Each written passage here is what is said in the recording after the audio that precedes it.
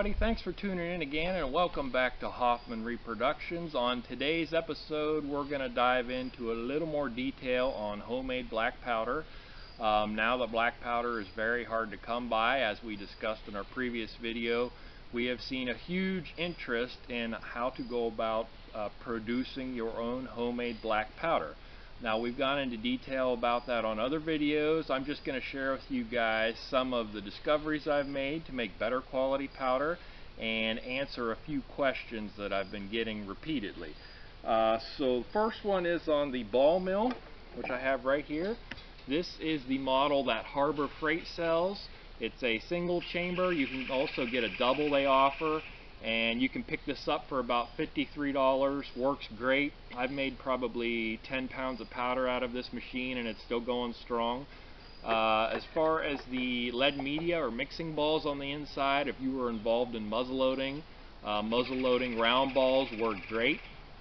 I've got about 50 of different calibers in there, all the way from 75 down to 36, and that gets the job done on the tumbling. And as far as how long, usually about 18 hours works for me, and that produces good quality powder. 18-hour mill time. Another question we get a lot of is quebracho bark. What is it? Why are we using it? And where do you get it?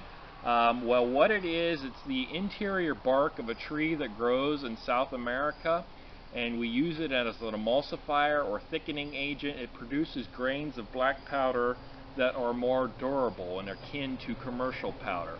No, it's not 100% necessary, but in my opinion it makes a better quality powder. Where you can get it, probably the best place to get it would be on Etsy. There's various individuals that sell it there. It's used in the leather industry, dyeing, it's used in cosmetics, and lo and behold, it makes a great thickening agent for homemade black powder. So Etsy is probably your best bet on where to procure that. Charcoal. Okay, so I was using a blend of 2 softwood charcoals to produce my powder, and I was very happy with that. But through the grapevine, I've come to discover that it's rumored that GoEx uses maple for their charcoal. Now, I was a little bit perplexed about this because maple is a hardwood, and hardwood is generally thought to not produce as good a quality powder. However, silver maple is what we are dealing with here. And silver maple is sort of a semi-hardwood, so I went ahead and experimented, made a batch, and it's the best stuff that I've made yet. Very, very fast, clean burning, and I'm really excited about that discovery. So silver maple is what I am currently using for charcoal. Now, one quick thing that I learned on the subject of charcoal, I made some powder here a few months ago, and I had a batch of charcoal, and I just set it aside in the basement in a bucket, just left it sit there, and went about making another batch here last month.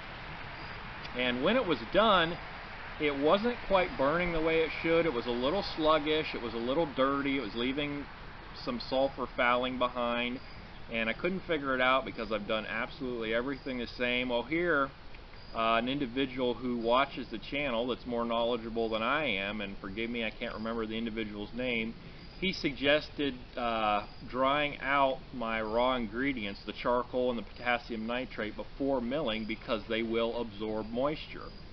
So I went ahead and did that. I just threw all my charcoal back in my charcoal tin, put it on the fire for about 10 minutes, and the potassium nitrate, just put it in a little sort of a frying pan and gently tossed it. You want to be careful because you can scorch your potassium nitrate and ruin it, so make sure you're moving it around. But about 10 minutes each, evaporated all the moisture, and then went about the regular process of my milling, and yeah, it made a night and day difference in the way the powder milled. It doesn't clump up as much on the interior of the ball mill, as I stated previously. After that 18-hour mill time, it is clumping some, but not nearly as much because there's not as much moisture in there. So I would recommend on the potassium nitrate and the charcoal, go ahead and evaporate the moisture right before you're going to use it. Do not do that with the quebracho bark or the sulfur. They will melt and you'll end up with a nasty mess. But on the 2 ingredients mentioned, absolutely recommend it. Make a night and day difference. Another question we're getting a lot on is the sizing of the grains. How am I going about producing, my 1F, my 2F? The screen that I use, shown here, it's just porch screen bought from Lowe's or Home Depot, stretched over a wooden frame. And after we've wet our powder and mixed it into that like lump of clay, you're going to take and of course grate it like cheese, and your grains are going to come down through. Now that's not the final sizing, that's just the graining. The graining and the sizing are two different steps.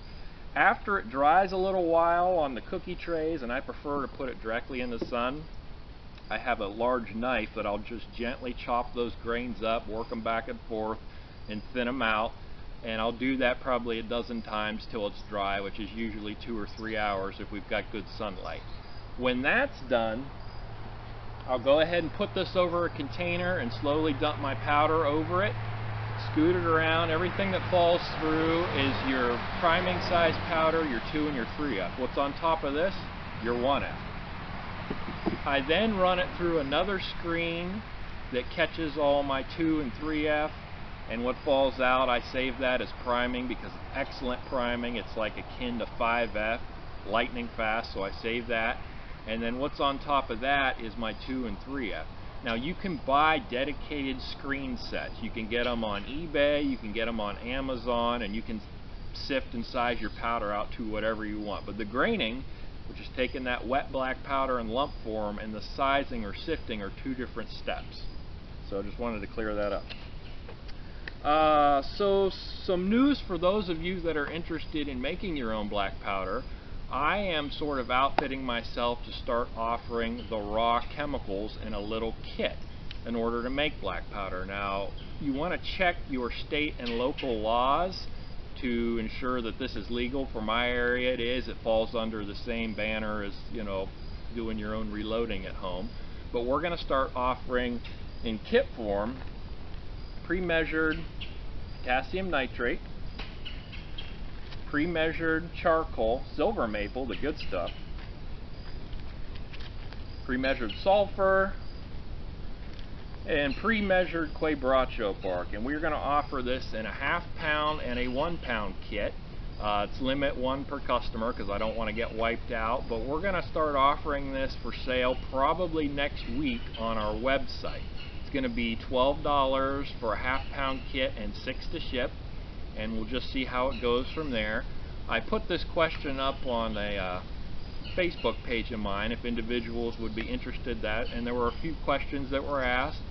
One individual asked, that seems kind of expensive to buy gunpowder that way and end up with an inferior product.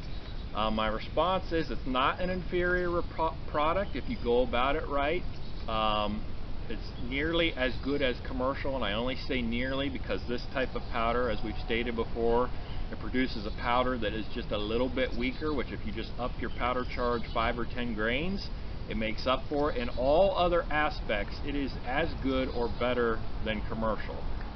Lightning fast, good accuracy, clean burning, and you can make all you want because you're just using the raw ingredients, and those are easy to obtain.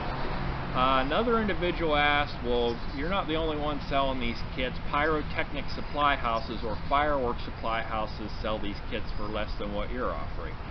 That is true, I don't deny that. The only thing I would say about our kit is our ingredients have been specifically chosen and are used for firearms. So everything you want firearm grade black powder to do, this stuff's going to do. Accurate, clean burning, quick igniting. Not that you can't make decent quality powder out of kits that you buy at fireworks supply houses, but they're designed for fireworks.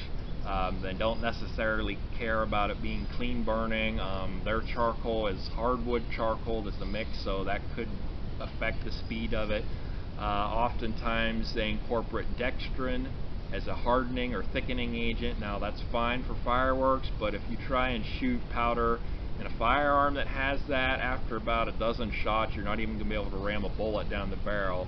It creates a very, very nasty fouling. So not to say you absolutely couldn't use one of their kits, but ours again is specifically designed, our chemicals, for use in firearms. So again, hopefully next week We're going to have those available on the website. You can buy them, again, half-pound or 1-pound batches, and we combine the shipping if you buy a 1-pound batch.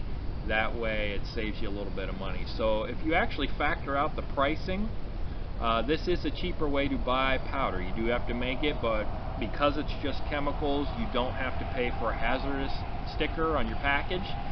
So you save money there, and it's actually not that bad if you factor in all the various things that make powder expensive. It's a fairly reasonable way to buy it, and you can get rigged up to make your own black powder. If the measuring or the obtaining of the chemicals is a little daunting to you, this would be a wonderful option for you. Anybody can do it. If you can bake a cake or you can change your oil, then you can make black powder. It's really not that hard. Be careful, make small batches. I only recommend making them in half-pound runs. Be sure to wear a full face shield when you're measuring your chemicals, and especially when the milling's done and you're sifting and graining your powder. Light leather gloves and a shop apron, also a very good idea, and just exercise common sense and you'll be fine. That's going to wrap it up for today's video. Thank you all so much for tuning in, and we'll see you all again real soon. Bye.